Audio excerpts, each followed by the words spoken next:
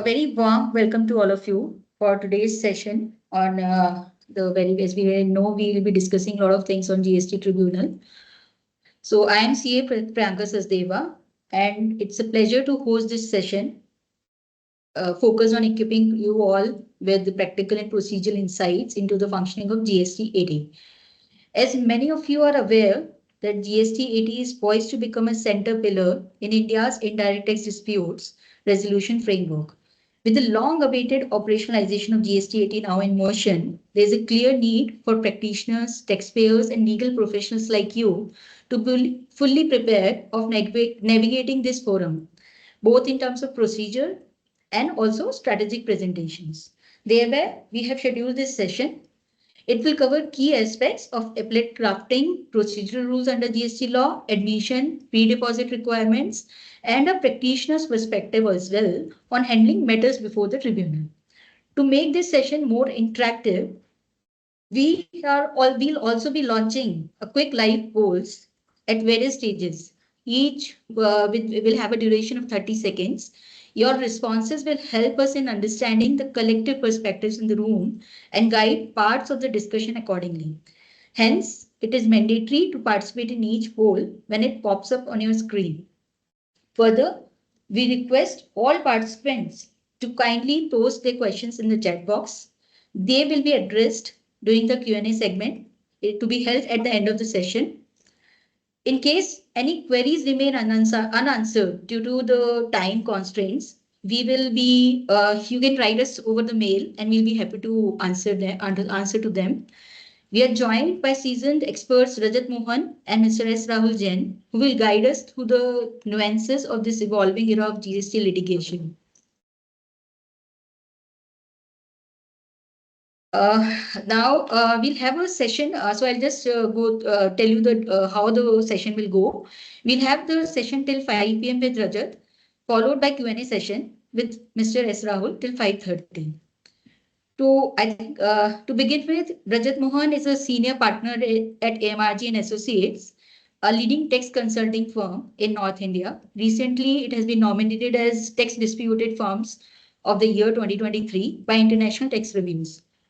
With deep expertise in tax planning, compliance, and strategic advisory, Rajat has authored several publications like Thomson Reuters, Tax Sutra, and Walters Google. He has further enriched his professional journey through executive programs at IIM Ahmedabad, Harvard Business School, and NUS ISS, including a recent AI course on digital transformation from National University of Singapore. Now, let's kick things off with our first live poll. Your responses will help set the tone for today's discussion.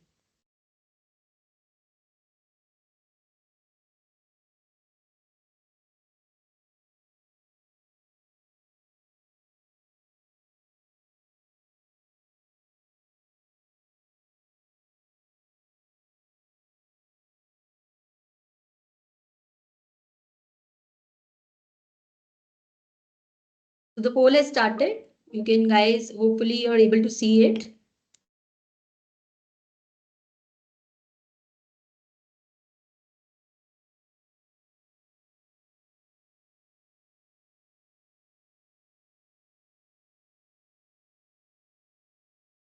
I'll share my presentation simultaneously, Priyanka.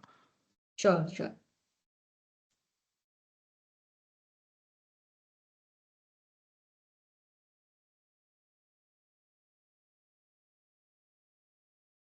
So, okay. So is the poll over? What does poll say?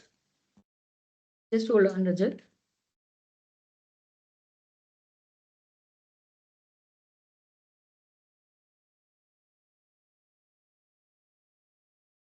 So 83% people are saying yes, Yes, perfect. whereas 6% Thank people are you. saying no, and 11% not sure.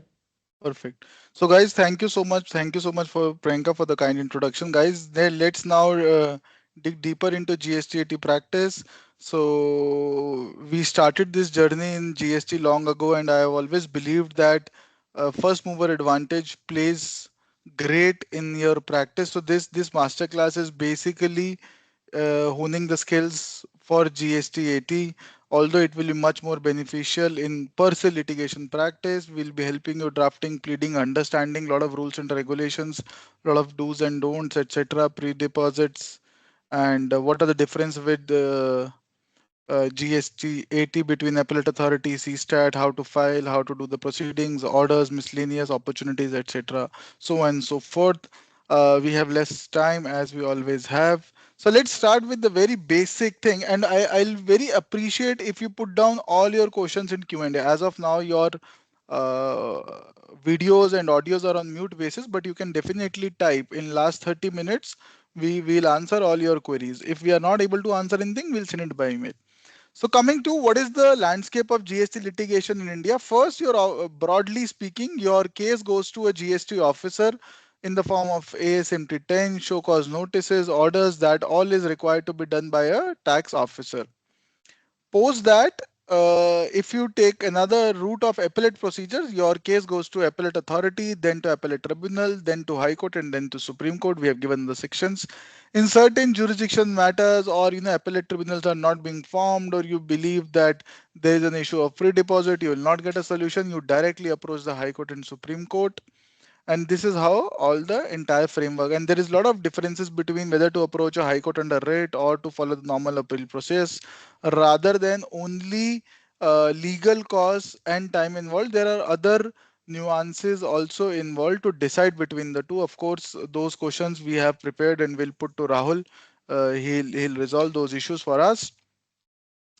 Now coming establishment and constitution of GSTAT.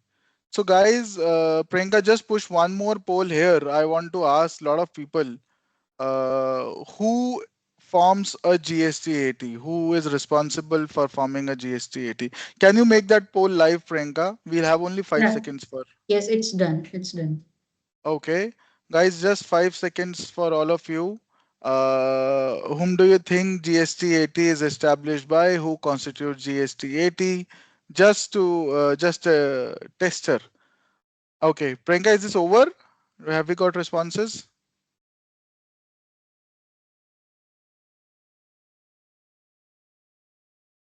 Priyanka, is this poll done?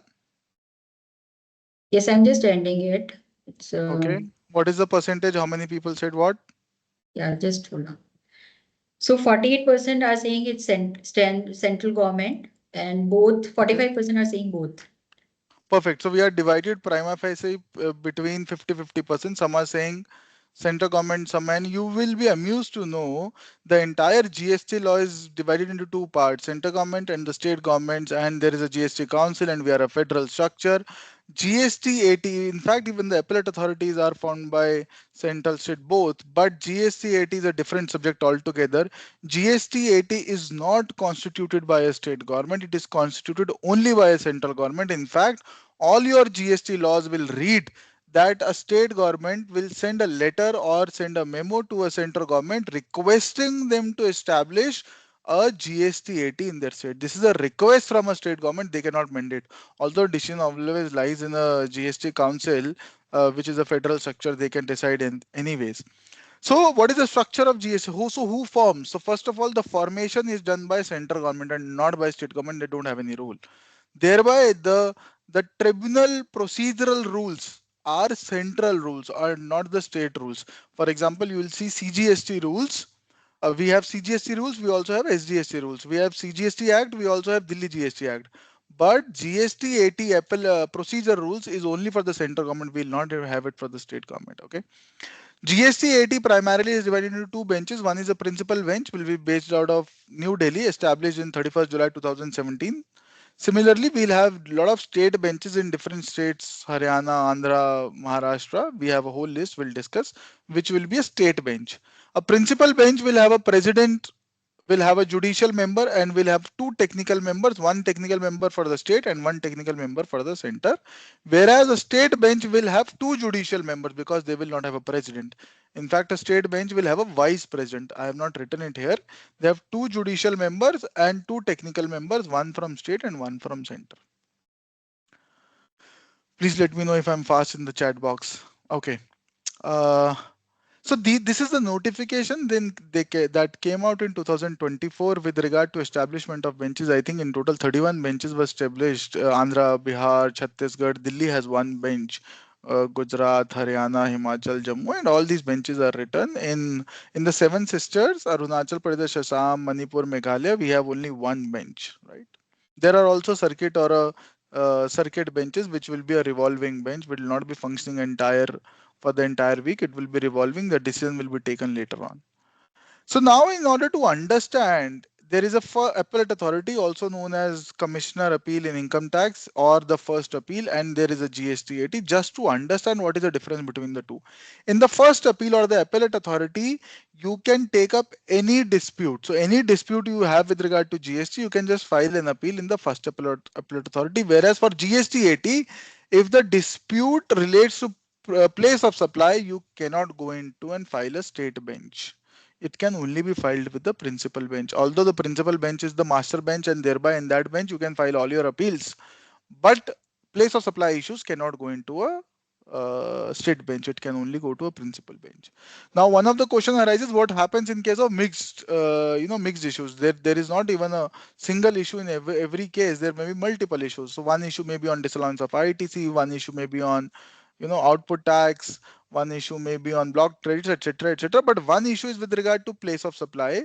What will happen? And this happens in the state of Maharashtra. So ideally speaking, the entire appeal is to be filed at only one place. A single order that we'll discuss later also cannot be bisected into multiple appeals. Thereby, for law purposes, it has to be filed only at one place.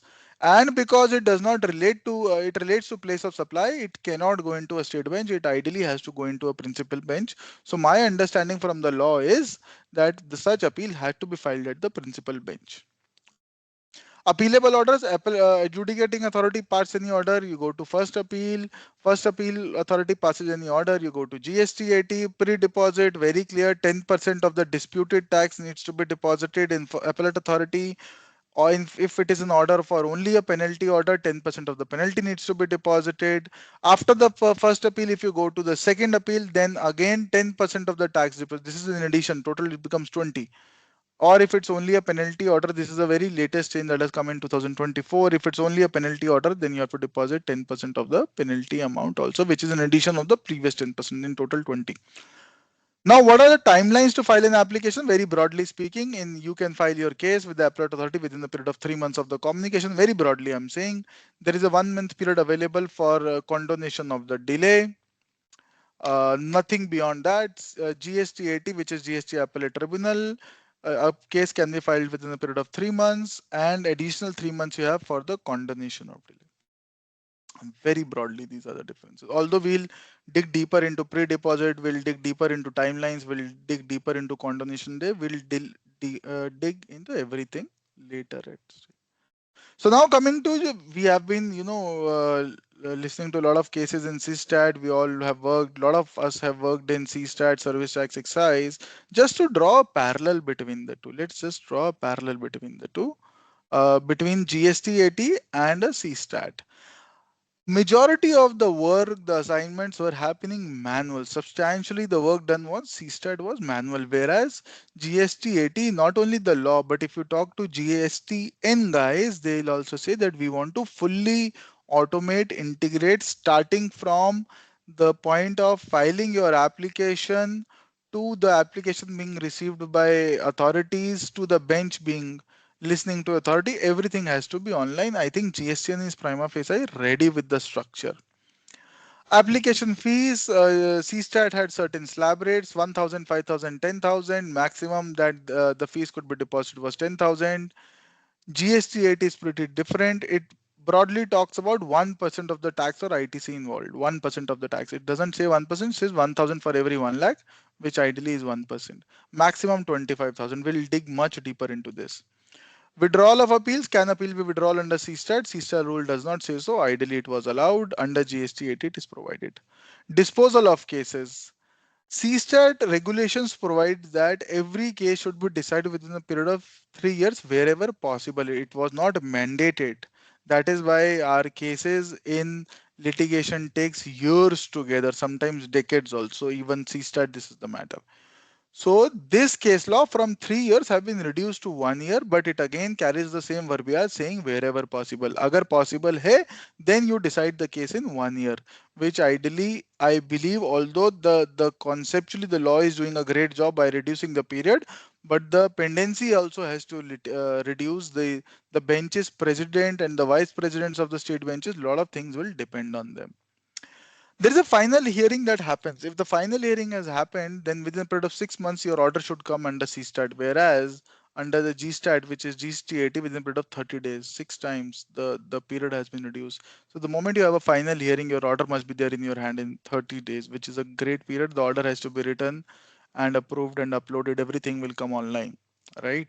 These are the major differences. But I think the problem initially GST 80 will, to my belief system, GST 80 will initially work over very fast because there will be so much of litigation, there will be so much of pressure from the GST council, central government, state government to dispose of cases. Eventually they may fall prey of certain things, and a lot of cases are going to high courts also. Those cases will be either directed by high court to GST 80 or something like that may happen. But I believe the initial period, the authorities once formed, they will be very fast. They should be very fast. I hope so. Establishment, CSTAT was formed under Customs Act, whereas GSTAT is formed under CGST Act, not an SGST Act. Benches we have discussed. CSTAT had 8 benches. Again, the principal bench in New Delhi, whereas this one will have 31 state benches. Principal in New Delhi. Appellate Tribunal. So, can tribunal refuse to admit an appeal under CSTAT? Yes, if the difference in duty was less than 2 lakh rupees, a fine, penalty or whatever. Whereas under GST, it's only 50,000 rupees. So above 50,000, they have to take up the case. Filing fees, we'll have a very detailed presentation on filing, because it's very important point. Filing fees. We'll come to that. Rectification of errors, 500 rupees was the fees under CSTAT. Under GST, it's free of cost. Mistake apparent on record can be rectified in a 6 months period under CSTAT, whereas GSTAT says 3 months. Very important point. The judges sitting in CSTAT were not very senior. So there's some alignment has changed. So GSTAT is a Supreme Court judge will be sitting as a president, whereas in a CSTAT, the judge of a high court will be presiding over. That is a big change. Or the Chief Justice of a high court will be presiding over as a president, whereas any tribunal member can be presiding as a president. So the members in GST 80 will be much more senior than the corresponding CSTAT. There is some alignment problem. We'll correct in our presentation. Then, of course, share it with you guys. Filing of appeal before the GSTAT. Any person who is aggrieved by a decision of an adjudicating authority, appellate authority, or a revisional authority within a period of 3 months from the date as communicated to him or the date as notified, whichever is later, file an appeal in GST tribunal. So I'll take, okay, let me just see this. So the dates are whichever is later. Either a 3 months period from the date of communication or a 3 month period from the date, because the tribunals have not been formed as yet. Once they are formed, government will notify a date. From that, you'll get 3 months to file oral appeals. As of now, no date has been notified. One of the biggest question is, when do we believe the tribunal should be in place? I believe, I heard in October, certain of the tribunals will be in place. By December, I think in 2025, absolutely, a lot of tribunals will be up and functional. A lot of tribunals will start taking appeals. So let's take 2 examples in order to consider how to consider, because application time will be very important. The condonation period is only 3 months, which is a problem. The condonation of delay will not get beyond 3 months. So if order is passed on 1st of May in the example 1, assuming the date notified by government is 1st of October, then the relevant date to be excluded for computation is 1st of October. The period starts from 2nd of October. We have 3 months which ends on 1st of January. Assuming the 1st of January is a holiday, so 2nd of January will be the last date to file an appeal in the example 1. In example 2, we believe let's suppose it's the tribunal has come into place on 1st of October. The date notified is 1st of October, whereas your order we got on 1st December 2025, whichever is later, which is 1st of December. In this case, you need to file your case by 1st March 2026. So you get a 3 months period from the date of communication of order or the date notified by government. So all the appeals from 2017 to 2025 all will come in a single short period of 3 months. So very, very important. If the date notified is 1st October 2025, there will be a big rush, and I'll say not only rush, but big opportunity for all the professionals to dig deeper, to prepare documents, to prepare appeals, to file the application fees and file your cases. Preparing of paper book will be a long and lengthy process, digging deeper, finding the latest case laws. Even if certain cases have been prepared for appellate authority in 2017, 18 or 19, does not matter. Once you reach 2025, lot of circulars, lot of case laws, lot of notifications already come. Lot of water has already flown below the bridge. So you all need to revisit your documents, revisit your paper books, and file your application with the revised paper books. Don't carry the old paper books that you have filed in the appellate authority. So can tribunal condone delay in filing of appeal? Yes, they can condone if there is sufficient cause for not present. So first of all, there has to be sufficient cause. They have to record the reasons in writing, and the delay condoned cannot be beyond 3 months for tax period, 3 months for department, and 45 days for cross objection. Can we go to GST Appellate Tribunal for an order passed by appellate authority or advanced ruling authority? The answer is no. For a double AR or a triple AR advanced ruling, we cannot go to GST. That is not possible at all. All the appeals per se is required to be filed online on the portal. There are surely exceptions whereby you are not able to file online and you have to approach the registrar to do a manual filing. That is separate thing. It's very, very important. This is one of my team members, pulled up this website and pulled up this slide. It's great. So if you have one adjudication order from adjudicating authority, there will be one appellate order from the double appellate authority. There has to be one GST appeal. Very clear. The first point. The last point, if there is one appellate order for more than one person, sometimes you see orders, there are 200 parties written, especially in case of fake billing, you have 200 parties written and there is a single order. This may happen in certain cases that you have 10 parties written for a single appellate order. If this happens, each person is required to file a separate GST-AT appeal. It will not be a single appeal. It will be a 10 people, 10 GST numbers. It will be a 10 appeal. And mind my language, I am talking about persons under GST law and not about under income tax. Even if it is a single PAN, but 10 different GST numbers from 10 different login IDs, you have to create and file your appeal on the website of gst80.gov.in, and it has to be 10 different GST appeals, right? So this is very clear. The first and three, there are no problems.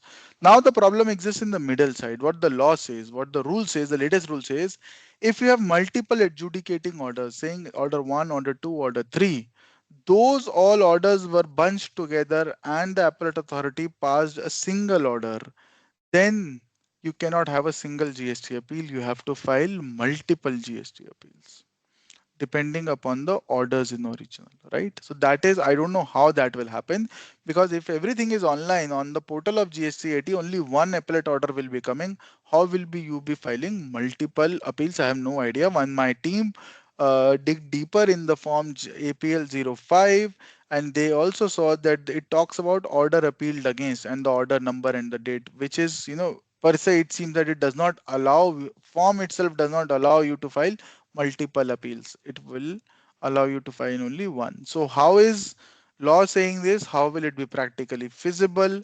Because everything will change: deposit of fees, filing of paper book, the concepts, the items. So it's very, very important to understand how will this function practically. I think we will see certain changes in this with regard to law slash, when I'm saying law, it means rules slash forms, and how GSTN will behave on this. How to draft GST AT appeal?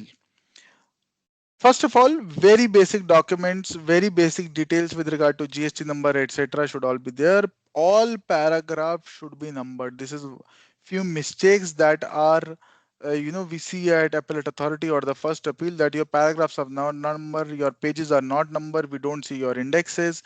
Anyone who is entering into GST 80 practice for the first time, because I understand a lot of people will enter into GST 80 practice, and I'm very happy to know this, whether any professional advocate or a chartered accountant or company secretary for the first time. So the practice at a GST 80 Appellate Tribunal will be much different as compared to the practice that we happened in a appellate authority. It was only a one person who was deciding the case. It will be more like a court structure. It will be more on the lines of a high court.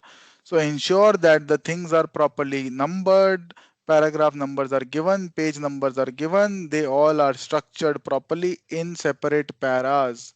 Grounds of appeal should be very clearly attached. Facts of the case should be given. Every ground of appeal must be separately mentioned. Every ground of appeal has to be separately mentioned. You cannot have a single ground of appeal and merge seven into it. You have to have seven different paragraphs, seven different numbers, right? This is the rule 20. What it says is it should be clearly typed. You cannot give it by hand. It has to be typed on an A4 size paper. It is not a legal paper you require. A4 size white papers you write.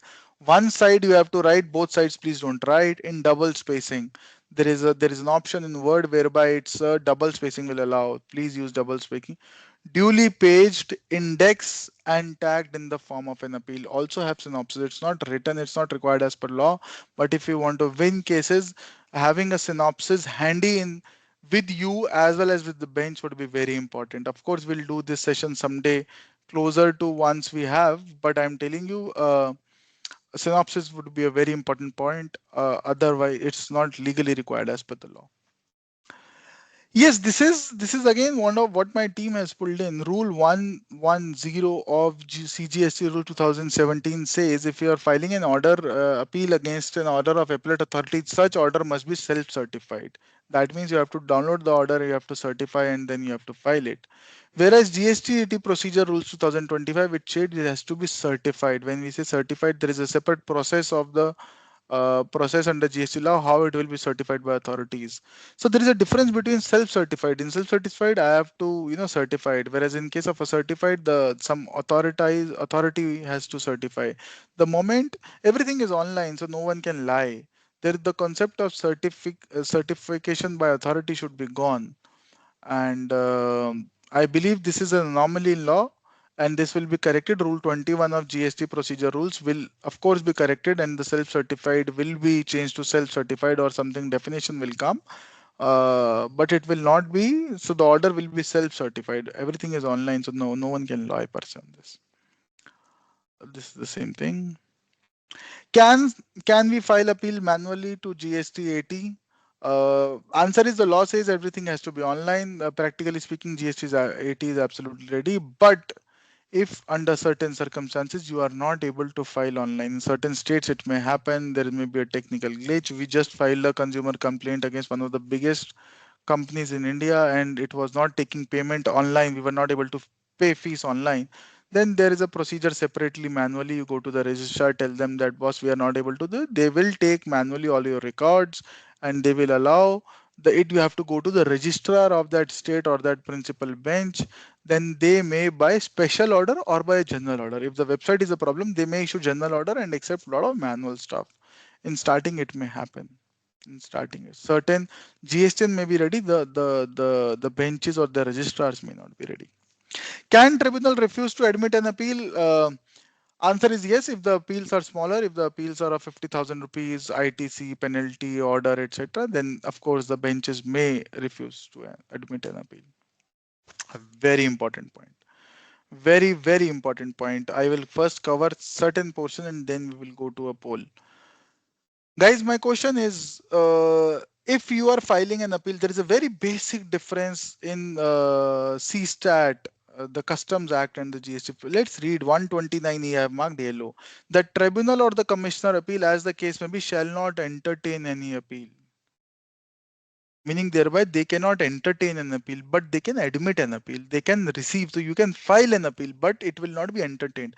So in previous law, what used to happen is if you wanted to challenge something on pre-deposit, you just used to file an appeal and then used to say, this is not right. For example, in the case of this very famous gambling first case, there was a demand of 20,000 crore rupees.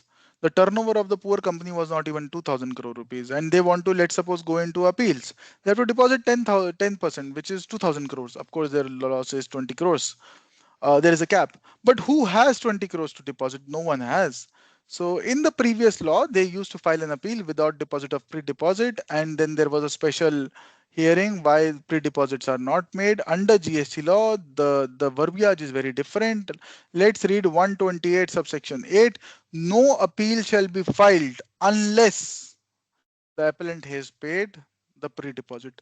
So thereby, as a GSTN being the front end, your appeal cannot be filed. Your appeal will not go forward. It will not be taken on record if you are not filing the pre-deposit. So very, very important. So there are two things. First, pre-deposit is compulsory. If you do not make pre-deposit, per se GSTN will not allow you to move forward, which you also know today.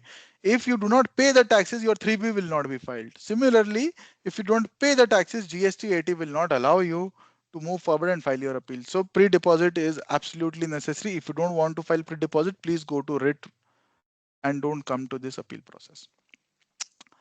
So the pre-deposit is of two parts. First is if you are admitting any tax liability, please deposit that in 100%. If you admitting any tax liability or interest or fee or penalty, please deposit 100%. If you are not admitting any tax liability or interest or penalty, then you are required to deposit 10% of the tax, meaning thereby interest penalty is not required to be deposited. Only 10% of the tax amount is required to be deposited. Now the next question is, can you agree to a tax liability but disagree with the interest? Absolutely yes. Law says so. Can you accept tax liability but disagree with fine, fee, penalty, interest? Absolutely yes. As per the law, my understanding says if you agree to tax liability, you deposit 100% of the tax liability. But if you disagree with the interest, fine, fee, penalty, you are not required to deposit the same. But I believe because the same is in appellate authority, your appeal will not go forward, which I think is a problem of GST. They do not allow you to file the appeal unless you agree to a tax, you agree to an interest, you agree to fine, fee, penalty also and deposit the same. We have recently faced this issue.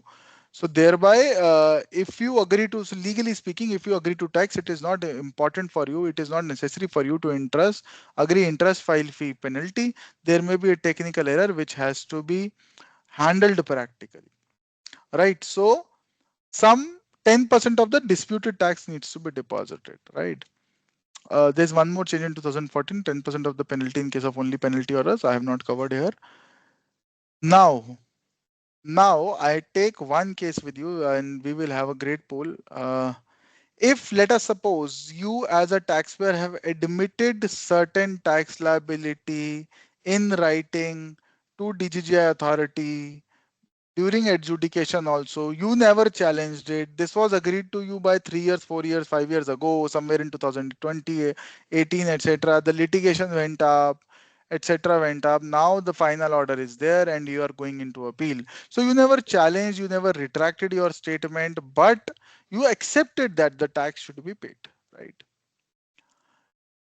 Can that admission be changed at the time of filing of appeal? Because if it's an admitted liability which you have admitted in writing, and let's assume you have paid also, 100% of tax, interest and penalty needs to be paid. Can during file, Priyanka, let's have that poll. So I'll keep on. The question I think everyone would have understood. If we have admitted certain liability without retraction during adjudication, during DGI proceedings, before filing an appeal, can we not admit, even if the period is very long, even if for 3 long years we have not retracted our statements, can we continue the admission? Do we have to continue admission or we have to not admit? Yes, Priyanka, can we have that poll, please? Yeah, Rajat, it started. Okay, let's wait for 30 seconds and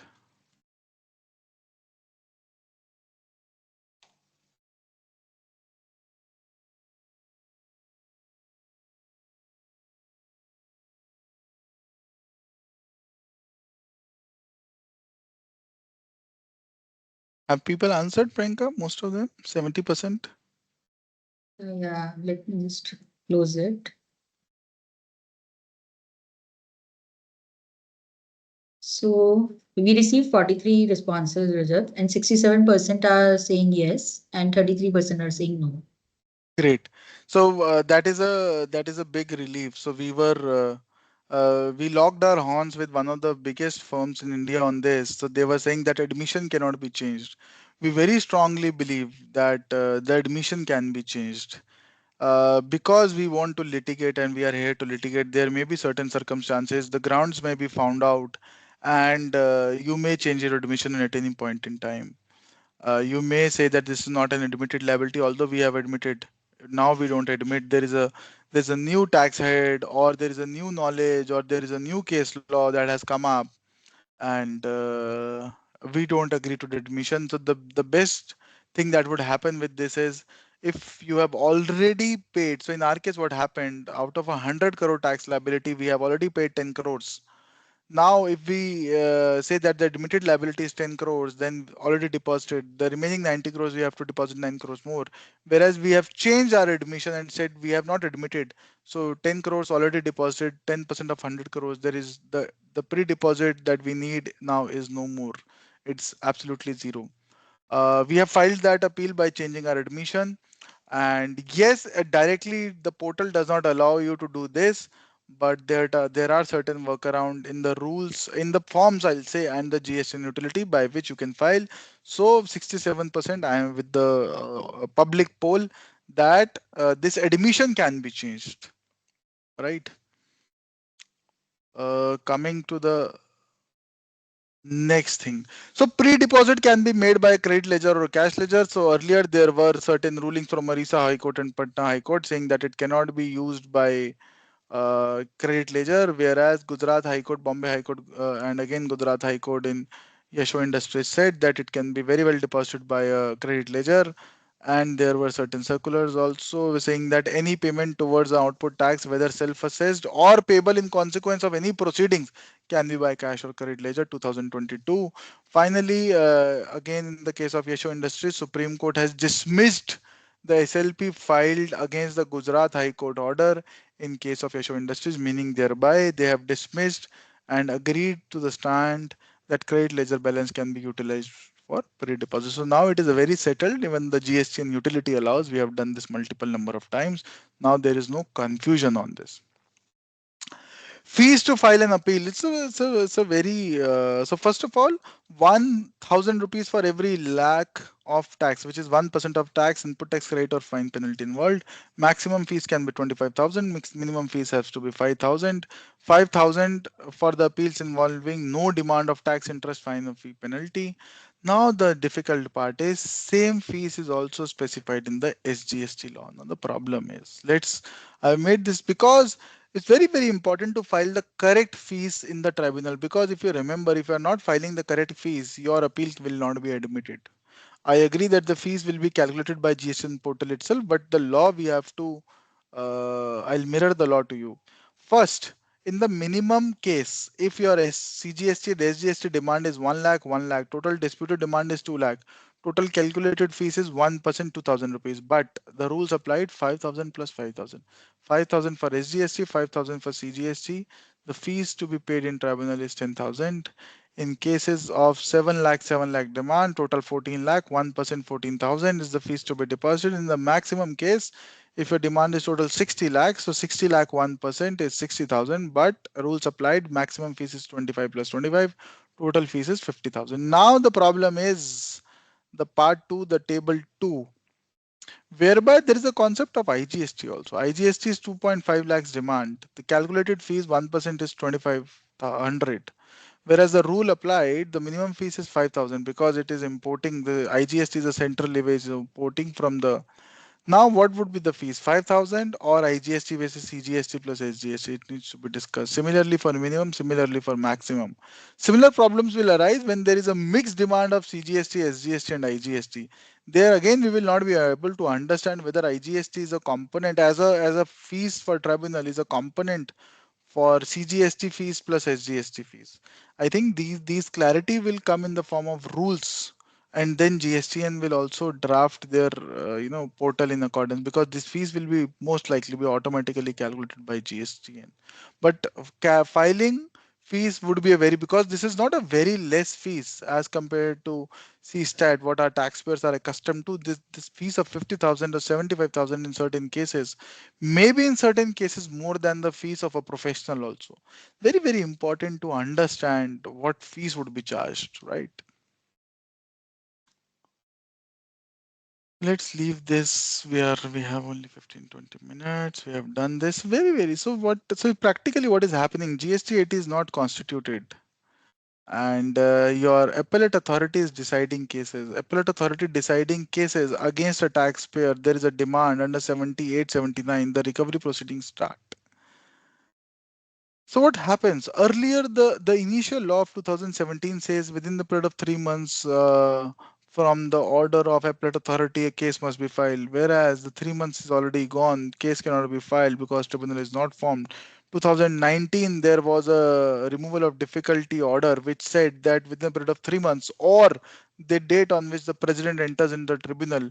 Now, the date when the president enters in the tribunal, he has already entered, I think, 1 year back, but still the tribunal is not formed. Again, 3 months is gone. So now in 2024, government has come up with the final nail in the coffin and says 3 months from the date of the order or the date has been notified by the government of India, whichever is later. So this is now the final law that stands on 24. Once the date is notified, you will all get 3 months to file your appeal. And in that 3 month period, you need to do nothing or something. I don't know. Let's see. So the problem is, if a first appeal has been decided against you and you sit tight because you don't want to go into writ, appellate tribunal is not formed, but the department after a period of 3 years can initiate recovery proceeding under 78. What is the solution? The solution is in 224/18/2024 circular in, I think, July 2024, where it was said that in case you want to file an appeal to GST Appellate Tribunal and you believe that the tribunal has not been found which is stopping you to file the appeal, then please make the payment of the pre-deposit and file an undertaking with your jurisdictional officer telling him that I intend to file an appeal to the tribunal. Please do not initiate recovery proceedings. If you are not doing one of these, meaning thereby you are not doing a pre-deposit or you are not filing an undertaking with the jurisdictional officer, it will be presumed that you don't want to file an appeal. Now the important point, very, very important point, this change has come through a circular and not through a law. But now pre-deposit of is not calculated by the portal. Pre-deposit is calculated by the person. It is very important in this case that you correctly calculate your pre-deposit. Any shortfall in pre-deposit calculated, department may come back to you and bite you in the back and initiate recovery proceeding. Very, very important to calculate pre-deposit for GST appellate tribunals. चार cases जिनमें you cannot file an appeal. First, transfer proceedings. If the department is transferring your proceeding from one officer to another, no appeal can lie. If an order with regard to search or if with regard to seizure of books of accounts or documents or register, no appeal will lie. Sanctioning of prosecution under GST law, you cannot be prosecuted. You have to be prosecuted under the criminal laws. Under GST law, only a sanction goes, which is an internal procedure. Thereby, no appeal under this. Section 80 is a prerogative of a commissioner to allow you to file tax dues in an installment manner, which is his prerogative. It says for administrative relief or convenience. No appeal can be filed if your request is rejected because it's a mere request. It's not passing an order. Departmental order, very clear departmental order. If the case is less than 20 lakhs, 1 crore or 2 crores, there can be no appeal by the department in appellate tribunal, high court, Supreme Court respectively. What is this 20 lakh constitute of? This constitutes of total taxes, which is CGST, SGST, IGST, interest and penalty and late fees, all of which is a very low limit.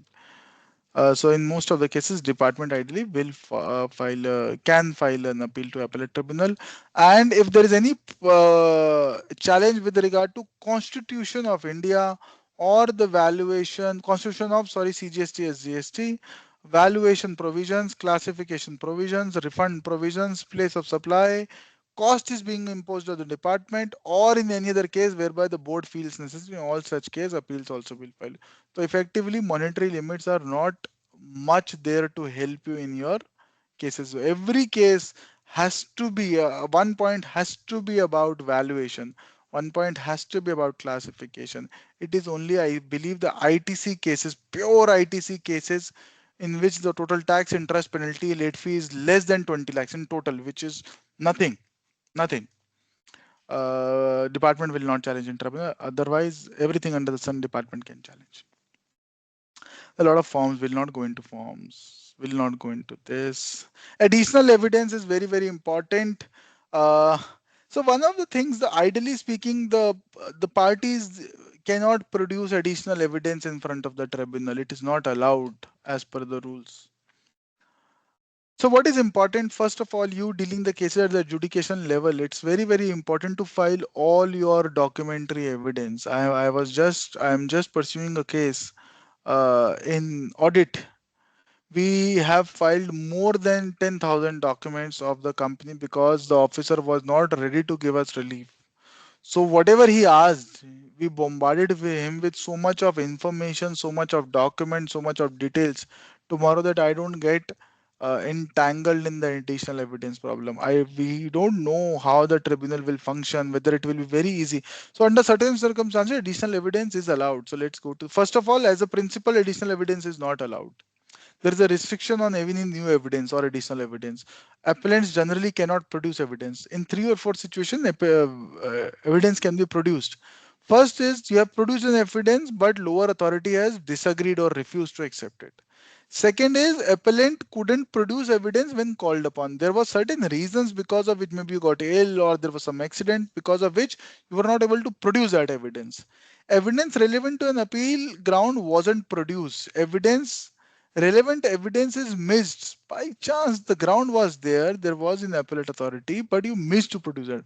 Lack of opportunity of the appellate authority did not, the adjudicating authority did not give you any opportunity, or appellate authority did not give. In such cases, additional evidence will be allowed. But the moment you file additional evidence, your adjudicating authority will be called upon to challenge that they have never denied. So audio altum partum will be given to department also. After that, recording the reasons in writing, additional evidence could be allowed. But as a professional working at adjudication appellate authority, you have to make sure that all the documents, all the relevant documents, even to the wildest of your dream, must be filed with the department. Yes. You may deposit it in printed format, you may deposit in digital format, have a copy, have the replies, have some proof that it has been deposited. Once a tribunal is formed, no one knows what kind of behavior, what kind of regulations per se. Will they be very fine with accepting additional evidence, or they will be not okay to accept? So rather than this, let's be the best and let's file all the papers beforehand. This we have done. So there was an instruction being given by CBIC whereby it said all departments, quasi-judicial as well as appellate authority shall conduct personal hearing through video conferencing only. So it became mandatory for all authorities, including the appellate authority, to conduct VC. Right. So we believe appellate tribunals will also be on VC. Adjournment. Can adjournment be sought? Yes, adjournments can be sought. Sufficient cause needs to be shown to the appellate authority that we need an adjournment. Maximum 3 adjournments can be given. Uh, Giving an adjournment or is a prerogative, is a decision of tribunal. It is not mandated for them to give a 3 times adjournment to a party, right? Tribunal may decide that they don't want to adjourn the second time or the third time, and they may be in their powers to pass ex parte orders also. So it's very, very important to understand adjournment is not your prerogative, is not your right. It's only a request that is going from. There have been multiple cases whereby appellate authorities and tribunals have decided, ex parte cases whereby they decided that adjournments need not be given because they need to be satisfied of the sufficiency of cause why adjournment is given. Normally, all hearings will be done in a chronological manner, but for reasons to be recorded in writing, yes, certain cases may be taken up before. Can you lie in tribunal? I think not. You should not, because it's a judicial proceedings. Whosoever does this can be punishable with the imprisonment for a 7 years. So you are always considered to be an oath. Please don't lie. Can tribunal make out a new case? Answer is no, because a tribunal is only a continuation of the cases that are emerging from the adjudication and appellate authority. Thereby, they cannot make out the new case. They have to stick to the issues that are being given. Order by GST 80, they have to GST 80 Appellate Tribunal has to issue a complete order with the reasons to be recorded in writing, and the reasons for reaching such conclusions and the reasons both should be given. Order should be a speaking order. Once matter is very important. I thought once matter is heard, within 1 year the order should be passed, and I think within 30 days the judgment should come. This is what GST law says. Once you hear, but what if there is a delay? So if there is a delay, it does not mean it goes into your favor. If the tribunal has heard and given the final hearing and they have not passed order in 30 days, which the law provides, what will happen? Does that mean you can win the case? No, the answer is not that you win the case. The answer is coming from the various judicial pronouncement, which will say the justice is not delivered. Thereby, some other judge or the same judge has to rehear the entire judgment, and the judgment would be void ab initio. So, very important to understand. If the judgment does not come in 30 days, you will be, according to me, as a taxpayer, I'll be in mere loss, because now I have to go through the legal process once again of there's a lot of judgment. If the judgment should not be delivered. So these are the different dates that courts and Supreme Courts have given. Judgment should be delivered within two months period. This is what Supreme Court says. If the order is not passed within 3 months period, any party can apply to Chief Justice for early hearing. It was held that undue delay in passing the order after hearing itself violates the order and is to be set aside. So order is being set aside. So it's very important to understand. If it doesn't come on time, then it may be set aside. Yes. What will happen to dissenting opinions? If there are dissenting opinions, we have to go by majority. If there are two people, we have to take the third people from the same bench. If we are not taking the third people person from the same bench from any other state, we can borrow one person, ask him to hear, and then decide the matter with the majority opinion from the previous judges and from the new judges.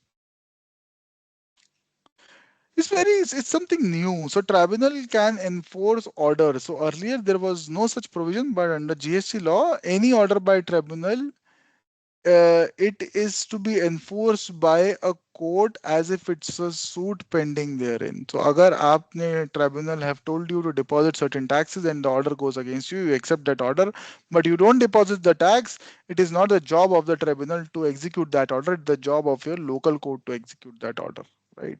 This is something new that has come up for the first time.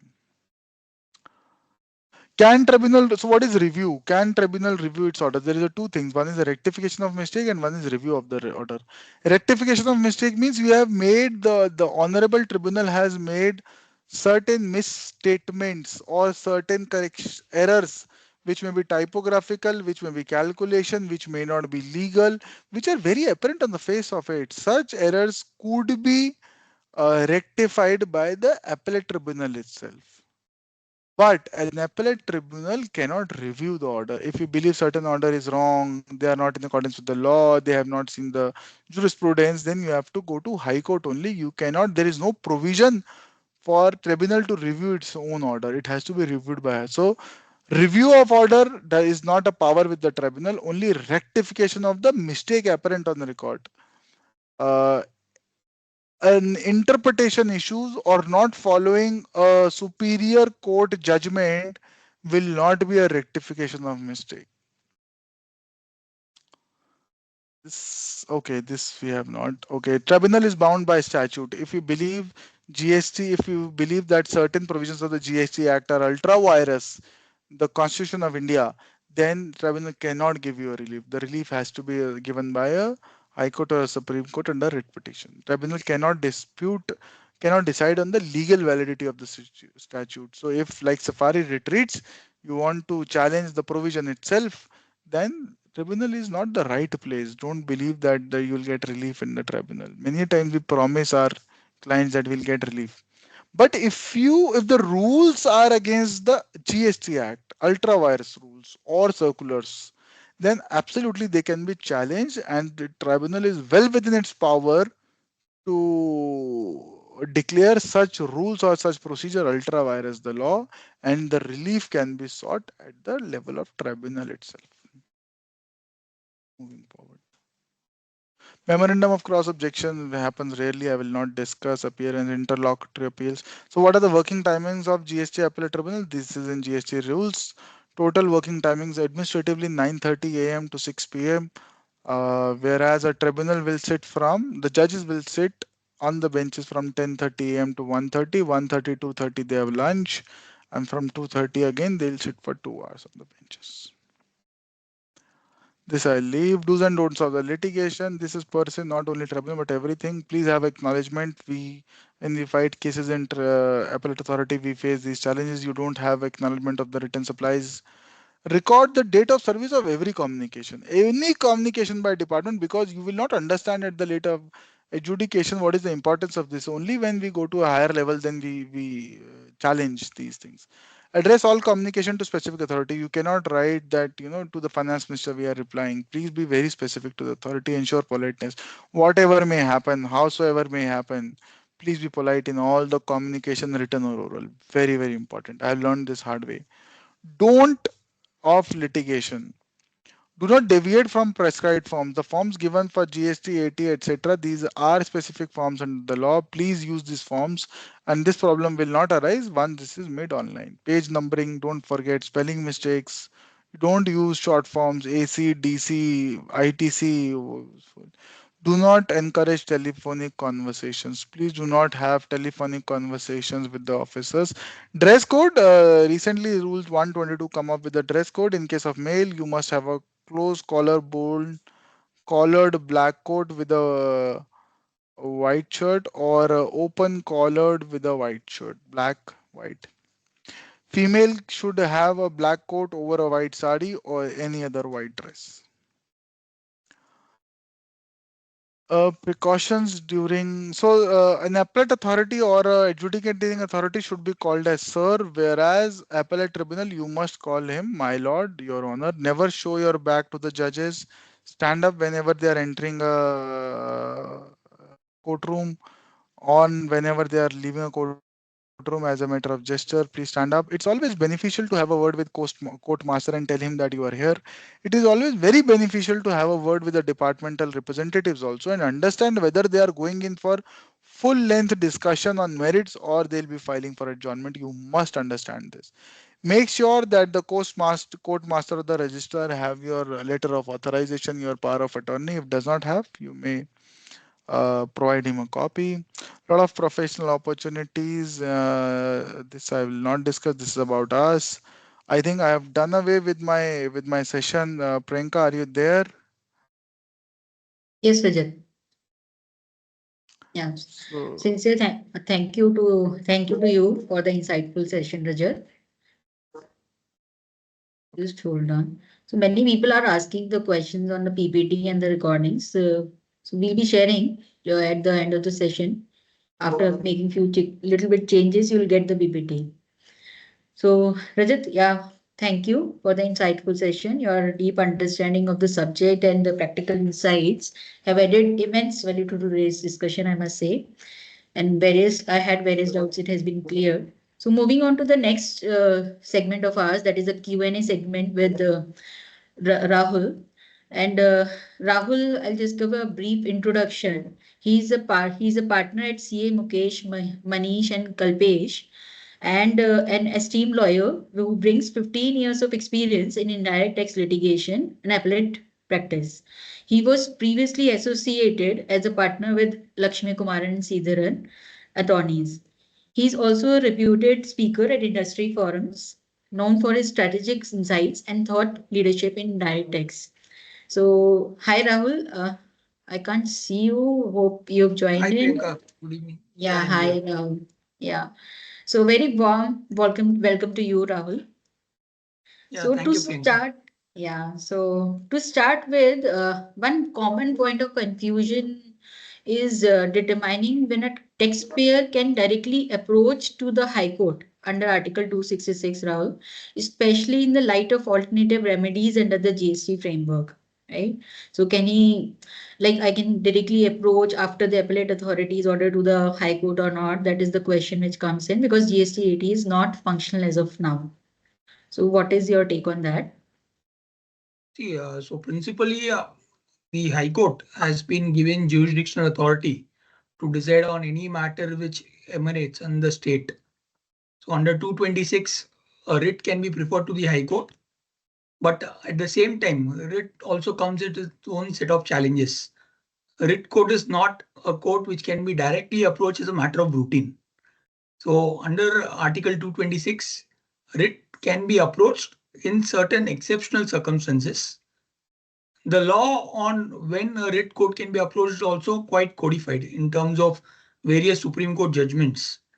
The chief principal judgment among them should be the judgment of the Supreme Court in the case of Whirlpool and Oryx Fisheries. These are the principal judgments which have codified the law on cases where High Court can directly be approached. So in Whirlpool, the Supreme Court had broadly given guidelines that in four different scenarios, an assessee can directly approach the High Court through the writ route. These four would be the violation of principles of natural justice, if there is an issue relating to any fundamental rights which are being breached of an assessee, if there is a question as to jurisdiction of the matter, the very jurisdiction or wire of the matter, and last, if the wires of the act or the rules are to be challenged. In these four broad buckets, if you are able to establish your case, then you can directly approach the High Court through the writ jurisdiction. In the GST context, as you rightly said, and as Rajat had summarized, it's been around 7-8 years now since the GST law has come and the GST tribunal has not been set up. So wherever there are matters, especially in cases in respect of refund, where the orders have come from the appellate authority and the GST tribunals have not been constituted, we have been advising clients on going to the writ route directly, especially for refund cases. In most of the cases related to refund, the High Court has entertained the writ without going into the cause of natural remedy, big alternate remedy, because there is no tribunal which is formed. In certain jurisdictions, even the demands which have been raised have been challenged at the High Court, citing jurisdiction. Multiple decisions have come from the Allahabad High Court, the Kerala High Court, the Delhi High Court, saying that because the GST tribunal has not been formed by the government, an assessee can directly approach the High Court and the bar of alternate remedy will not cease to exist because the GST tribunal has not come. In fact, if you see a series of Allahabad High Court judgments, there have been continuous judgments where the Allahabad High Court has asked the center to constitute the GST tribunal. The last decision, if I remember, was somewhere in November, where the High Court had given strictures saying the government has to definitely form the GST tribunal within 4-5 month period, failing which the High Court is then overburdened with various writs. So what was an exception to the High Court has of late become a norm. If all of us practicing people see on a daily basis at least a dozen High Court judgments which are coming in, where some of the High Courts remand the matter again to the jurisdictional authorities. Few cases have also come where the High Courts have gone into the merits of the matter. So historically, in a writ court, the question of facts were never dealt into. It was only the question of law and if there is a remand which is possible. But because of the want of the tribunal functioning, we have also seen certain judges entertaining questions which are leading to fact on writ. So principally, if I can summarize, because tribunal is not there, the High Court has been soft in admitting writs. If and when the GST tribunal starts functioning, then High Courts can be approached only in exceptional scenarios. Once the tribunal is functioning, as a matter of right or routine, one cannot go to the writ court and then ask the writ court to admit the matter directly. You cannot bypass the normal appellate procedures which are prescribed under the Act. the High Courts would be much, much stricter and sterner once the GST Appellate Tribunal start functioning to entertain and admit writs. But if you say that the officer has not applied the mine, the authority lacks jurisdiction to even pass the order, etc., if that fact is clearly proven, then I don't think that bar on going to the writ jurisdiction would ever cease to exist. The inherent power under 226 would continue to be exercised as such. So, on a case to case basis, and to put it also lightly, on how the bench also reacts to writ court, because each judge is unique. We also see whether certain judges are giving remedy or alternate remedy or not. So, that also plays a lot into our minds while we suggest whether writ is possible or not. So, based on all these collective circumstances, one has to take a call. So if I have to go to the writ court today, it's very much possible because the tribunal has not started functioning.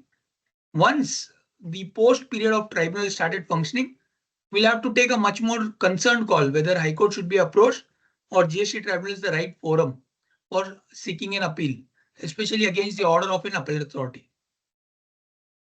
So Rahul, my next question is as Rajat said that the GST 80 is expected to be started in December 2025, maybe little later or so. Will it be right if we want to file this writ as a strategy to get the early result? Will it be a correct decision or not for me to guide to my clients that they should go directly to the writ and it will not be rejected stating, maybe it will not be remanded stating that, because earlier I believe in certain cases it was happening that the high courts were saying that these matters will be taken up by GST 80 also, that you also reiterated, right? So at this point of time, as a professional, if our clients ask, because we have been telling them that GST 80 would be coming and we have filed the letters also to the for stay of our proceedings. But what would be the right strategy as of now, keeping into consideration the GST 80, how it is happening? See, as you rightly said, as and when the GST tribunal opens, there's going to be a big rush of matters. Then Yes. the question again comes up in terms of listing as to which matters will be listed first, how are the matters numbered, and then on what strategy would the tribunal also operate. Because today, if you see the CSTAT, they are going by mostly the years, the year of filing. The older matters are first taken up for disposal. Newer matters, unless and until an early hearing application is entertained, those matters are not even listed. So if the matter pertains to refund, where a refund is yet to be granted and then we are fighting it out on merits before the authority, I would strongly recommend that we approach the High Court and also make a prayer to the High Court that if there is a remand back with a direction saying as and when the tribunal functions, go back to the tribunal, we pray to the High Court to also give out a time limit within which the matter should be disposed. So usually if such a prayer is granted, in the format of the listing itself, if you see the present format of CSTAT, the cost list which comes, there are special matters saying Supreme Court remand, High Court remand, etc. Those matters are specifically kept on top of the cost list. So regular matters are listed after these matters of remand are taken up. So if it's a time bound matter where you want relief very, very quickly, or it's a very high stake matter, then as a strategy, you can probably go to the High Court, get an admission done today. As and when GST tribunal starts functioning, if your matter is not disposed of, some high courts like Madras dispose of matters quickly as well. Some high courts admit the matter, like if I can say Telangana High Court, they admit the matter comes after a year, say Bombay, Telangana, all of these. So if you, as a want of strategy, want to dispose of the matter quickly, then go to the High Court, get a stay, and as and when the tribunal comes, pray to the court saying that the remand should be given to the tribunal. You are withdrawing the writ before the High Court with a direction of early disposal. If that is got, then the chances of your matter getting tagged and listed at a much earlier time is very much bright. Got it. Thank you. So coming to strategy again, so would it be a right strategy if I want to avoid a pre-deposit, I file a writ and seek relief? See, this is a very commonly used strategy for very high stake matters. Rajat was also touching upon the gaming sector, where humongous demands of more than 10,000 crores for normal assesses were being raised. In those cases, we had also suggested a couple of gaming companies in the Karnataka zone to go to the High Court directly. One, to avoid the very high pre-deposits which are required to be filed if I choose the appellate strategy. So here again, I would say that just saving on the pre-deposit may not be the proper or the best strategy to go to the High Court. If High Court finds that there is no other issue apart from pre-deposit, the High Court may not entertain the matter. So asking for a waiver from pre-deposit should not be the sole ground for going to the High Court. You'll have to find something more. Kerala High Court, in fact, this question came up in one of the Kerala High Courts in Nico Tiles, if I recollect the citation. The Kerala High Court had rejected the writ, saying that if the writ is only for the limited prayer of seeking waiver from pre-deposit, then such a writ will not be admitted. But in the same line, there is a Delhi High Court decision, RN Iron and Steel, by Justice Pratibha, where the decision has come in favor in a remand matter, where considering the specific facts whether an exemption would be applicable or not, the High Court had remanded the matter with a direction that no pre-deposit is required to be paid. So this again is a very mixed question of what are the present facts before you, what is the emergency for going to the court, how do you justify your fact that it's a very clear fact. So one of our clients, it was a very clear set of facts where the entire India turnover was taken, and that was compared with the GSTR 9 of Tamil Nadu. So there we went to the High Court. It was a very clear case that the pre-deposit otherwise required would have been the higher limit, which is mandated under the law at both levels. So to save that 200 odd crore of pre-deposit at two levels, we suggested that one, jurisdictionally the order is very clearly wrong. Second, pre-deposit was very high. To avoid that, we went to the High Court and the High Court successfully admitted because of jurisdiction. So to go to High Court, principally one, don't keep pre-deposit as the only reason for going to the court. Pre-deposit can be a cause, not an action. Your cause of choosing between the High Court or the Appellate Tribunal can be pre-deposit. But if you have to get the matter admitted, you will have to show something more to the High Court, that there is some jurisdictional issue because of which you are directly seeking the audience from the judge of a High Court rather than choosing the appellate route. Okay, so Rahul, I have one live case of mine. So I'll just give you an example. Maybe you can give an insight on that, whether it would be right to go to High Court for in just such case. Like my order passed by the jurisdiction authority was on the CGST and SGST component, whereas the appellate authority has raised a demand, passed an order raising a demand on IGST, and demand is lower than what was there in this CGST and SGST. So I've already pre-deposited certain amount in the CGST and SGST. So in this scenario, I'm not required to make a pre-deposit because I've already deposited. So what is your view? Will it be right if I go to the High Court and I seek relief for this pre-deposit thing? This is another example. Yeah, absolutely. A lot of cases, especially at the state level, there is a clear-cut issue in terms of issuing the summary order. So while issuing the summary order, instead of issuing it under a particular head, the authorities raise the demand in some other head. This is a very clear case of a jurisdiction being violated, because jurisdictionally there is no demand on account of integrated tax. The order, the speaking order itself may very well record that the demand only pertains to CGST and SGST. It's only the summary demand which has been raised, and then in the concomitant portal, if you see, the demand would be under the head of IGST. So a wrong summary order would not entail you to again make another pre-deposit under IGST as a precondition of filing of the appeal. So this is a very clear case of a jurisdictional issue which is being raised. You can go to the High Court and very well ask the High Court to quash the entire demand, because the demand itself does not exist. It's not an arithmetical error. It's a fundamental fallacy in the order that the jurisdiction itself of the demand is wrong. There is no demand of IGST at all. And because the order has not confirmed the demand of CGST, SGST also, there is no, the entire matter should be quashed. So that prayer you can definitely go to the High Court. If the judge is a very, very literal judge, he is reading the law strictly, he will quash the order as well.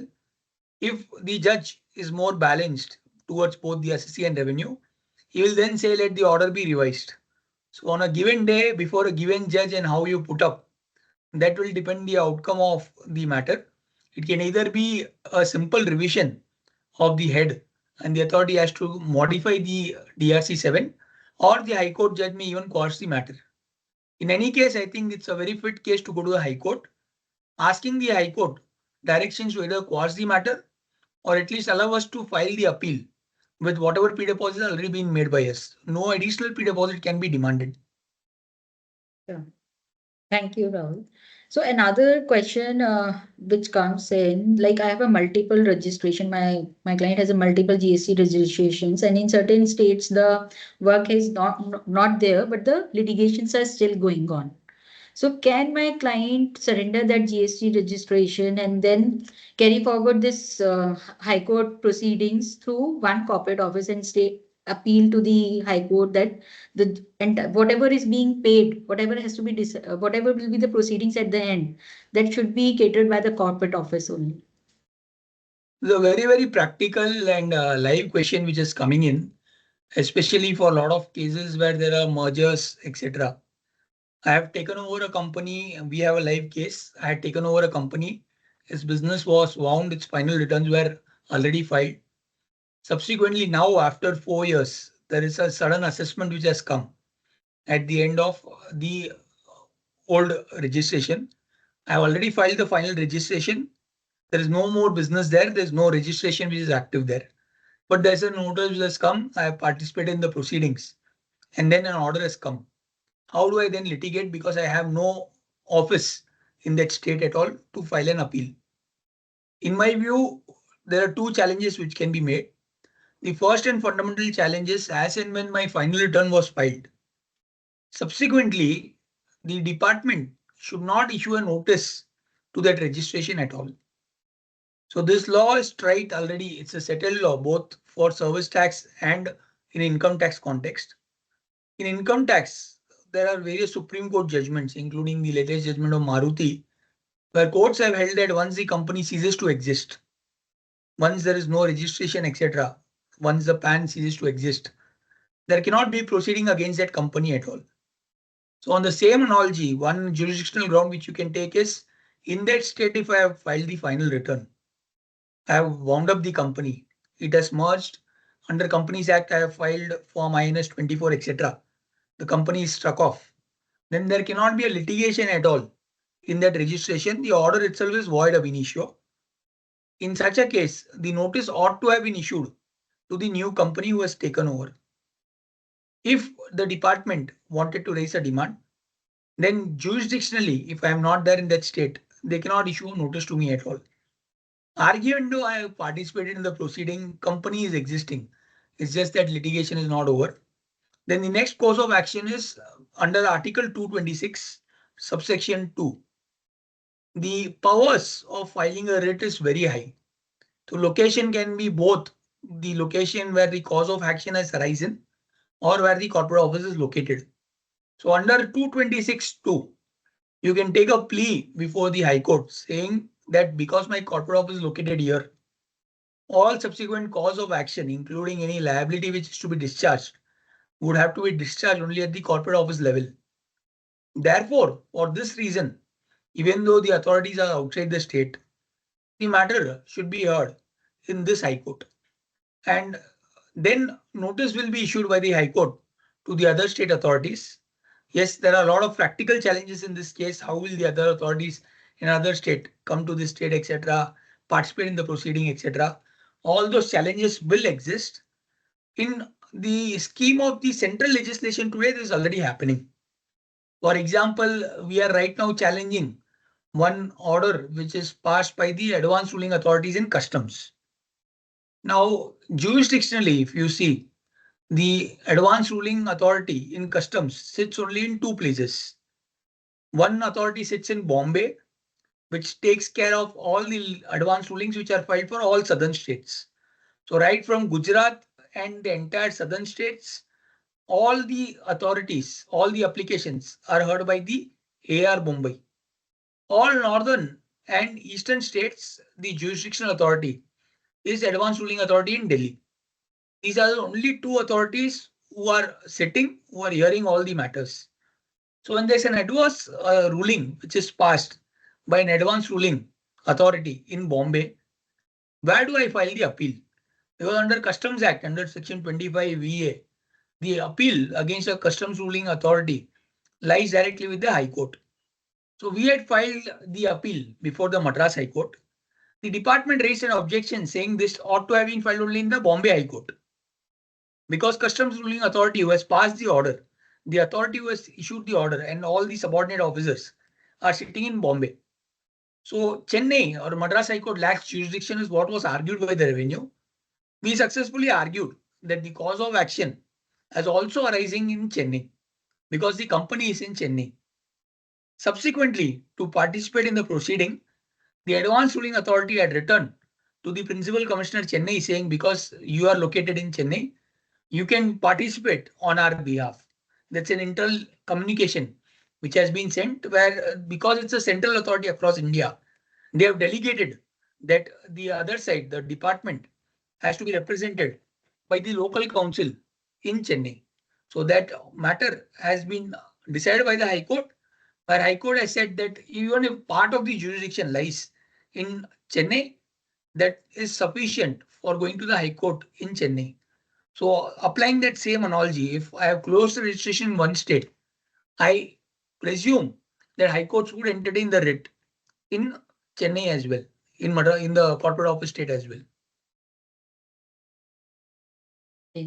Thank you, Rahul. But I think GST law is little different. Actually, it talks about there are section 73 and 74, which gives the timelines beyond, like even though the registration has been cancelled, there are provisions whereby they say the taxpayer doesn't get relief from the litigation during for that period. Any discrepancy which has been identified during the period when it had the registration, even though the registration has been surrendered, it can get continue, right? Rajat, If the company is continuing, yes. If the company's name is struck down from the ROC, 2 or 3 High Court decisions have come in GST also.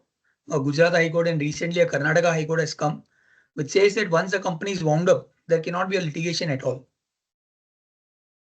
The company is dead.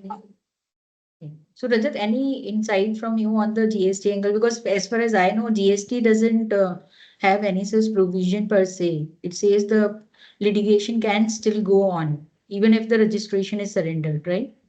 So ideally, what happens, that is why we have lawyers to fight in court and declare that the provision is no more applicable, and the general parlance law or the overall principle or the logic or the constitution has to be of prime importance. If so, logically speaking, if a company, if one of our clients, so this is actually a problem, Rahul, that Priyanka is working with a client, so they want to exit India. So very clearly they want to exit India. So because the records have to be kept for 6 more years till the time you are filing the returns, so they said, we will file all the returns and we'll file cancellation. You do audits, you do everything with us, whatever you want to do. But then we want to say Tata bye bye to you and we don't want to be in India for a single more day. Now, as per law, if you're required to keep, documents for 6 more years and there can be litigation for, God knows when. So we say that you need to keep some money in India till the time, your GST cases are resolved. Any day case could be. The CEO says, the CFO says, what the hell this is? When I have filed my cancellation, I have a documentation. I told you to do whatever GST audits you want to do, and now I am done and dusted. Allow me to go to my country. So we as advisors are not allowing. You as lawyer is allowing. It's better we'll pass on him to you. No, That you is. can definitely. I'll give you a couple of citations in GST law also. Yes. Just Mr. Senior Advocate Raghuraman had argued a matter, and that had followed the precedence which has been laid down by Maruti Suzuki. Income tax, it's very, very well settled that once a company's name is struck off from the register of companies, there cannot be a subsequent assessment at all. There was an exception to this also, that if this jurisdictional issue is not raised at any of the appellate stage and the company suo motu participated. So my company stuck down, another group company participated, or someone represented that they are still the managers of the erstwhile company, and then they participated in the proceeding. Then Supreme Court said you yourself had assumed and agreed to jurisdiction. Once you agree to your own jurisdiction, you participate in the proceeding. You cannot then turn around and then say I cannot. I have the litigation cannot continue. But the Supreme Court is very clear. Once a company's name is struck down, and in GST also, once the final returns are filed, company is no longer in operation. You file INC 24 under ROC, name is struck down. After that, there is no option for the GST department to issue a notice. That company is no longer there, it's dead. Perfect. Good point. Great. So can I take one or two questions from the audience if you speak, if you guys allow?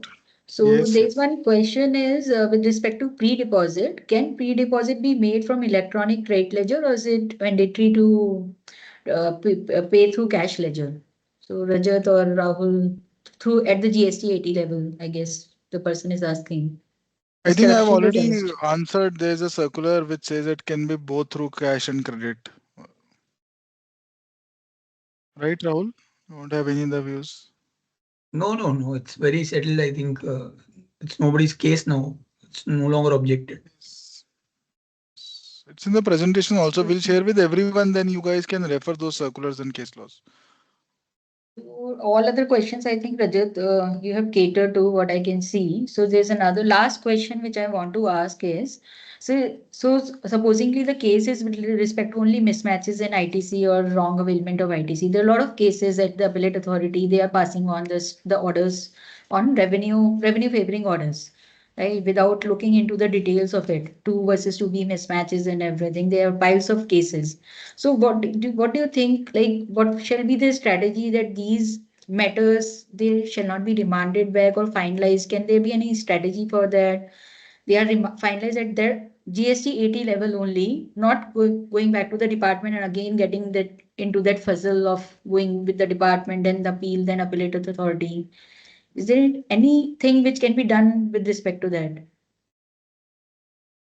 Rahul, you take this. Yeah, see, principally knowing how tribunals function, they are not going to be inclined to go into the facts. If you're going to keep 1,000 pages, etc., unless and until you show that the officer is very, very clearly against the company, there's some vendetta, etc., most of these matters, the only option which the tribunal is going to do is issue a remand, where matters are again going to be given back to the original authority to verify the facts. If you feel that remand is not going to help the entire matter, you can probably make a request to the tribunal that a verification report be sought, where all the issues which are highlighted, whatever documents are kept, will again be verified by the jurisdictional authority. A verification report will be brought before the tribunal, and basis the verification report and basis what points come out, the tribunal may drop on the merits of the matter. But knowing how tribunals function and the overburdening of the tribunal, whenever that carrot of remand is put forth by the Department Revenue also, it's an easier way for the tribunal to say that subject to so and so condition, they will issue a limited remand saying if so and so is allowed, if the credit is available, if the law, if the say in a 2A 3B mismatch, if the new 2As are having this amount, or if all the invoices and bank records are proven, subject to this fact, verify this limited point, and then the appeal is allowed. But again, you know how departments work. They'll reopen it. It is going to again be a nightmare after 10 years. So that record keeping, as Rajat was highlighting, is a very, very important aspect in the entire proceeding. If you're not having adequate records saved, say after another 5 years, this will again become a very, very big challenge to prove to the authorities that all the documents, etc., are very much available. So first 3-4 years, I think it's a good time for the company. I've been telling large clients saying wherever there are documentation holes, tribunal has not started, please at least update those gaps. Don't have blank registers, don't have invoices which are given to a third party, you are not able to trace, etc. Now is a good time. You are a little more relaxed, you are a little more free. Employee resources make all the documentation for all the matters ready, so that even if the documentation is short in a quarter or 2 quarters, you should have the entire year-wise documentation up and ready. So that as and when tribunals start functioning, first you give all these documents. Rajat made a very interesting and valid point, saying if even if there are 1,000, 2,000, 10,000 documents which are to be given, give it at the first stage. Don't keep it saying tribunal jab aayega dekhenge sir. This attitude is going to be very costly. There's a specific rule in GST Act, which is not there in the old Act, which says that no new additional documents can be furnished at the appellate stage unless until it is shown that these documents were also made available or you are not capable of making available these documents at the adjudication stage. So this rule was never present in the old law. This is a new rule which is introduced for the GST purposes. So if you have not kept any documents, even if you have all valid documents and then you bring it in the tribunal for the first time, the DR would rightly say that the law does not even permit admitting of these documents.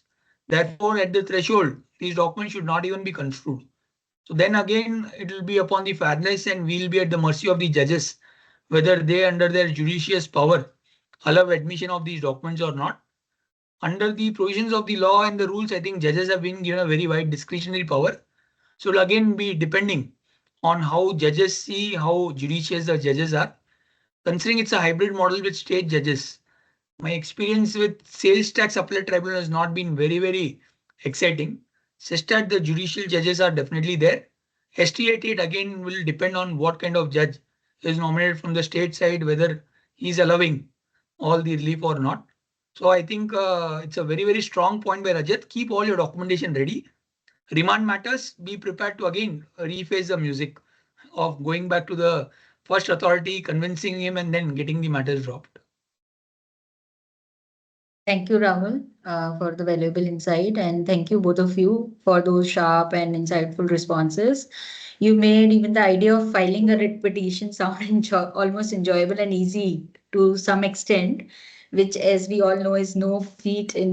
Basically, it is not a small feat in GST litigation. Filing a writ or maybe going to the tribunal, it will be new. Although people know about SESTED, but no, we don't know about the GST 80, how it will be functioning and what will happen. So before we officially close, we have a quick poll for all our participants.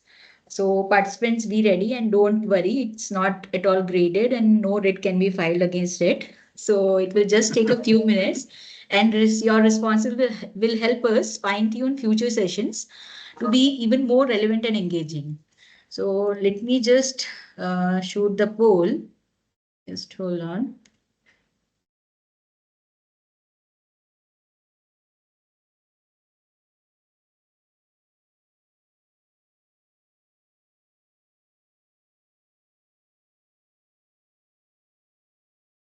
Yes, I've launched it, so people can start polling.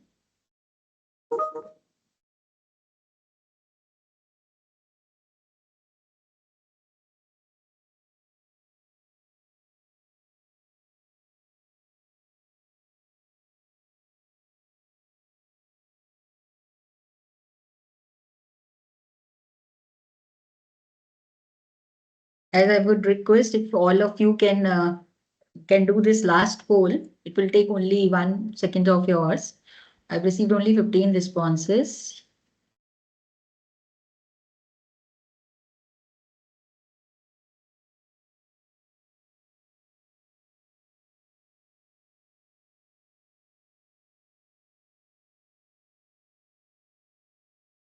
So we had received 28 responses and 75 people are saying excellent. So Rajat, thank you, and Rahul, thank you. So it's been a good session. So with this, we close this session, and any queries which are not resolved or anything which is left unanswered, we'll definitely try to cater through mails, and presentation and the recording will also be shared. So maybe the administrative team will be taking. Thank you everyone, and Kritika, and I had with other organizers from the team. So Karishma, I want to thank you. Thank you everyone. Thank you speakers. Thank you audiences also.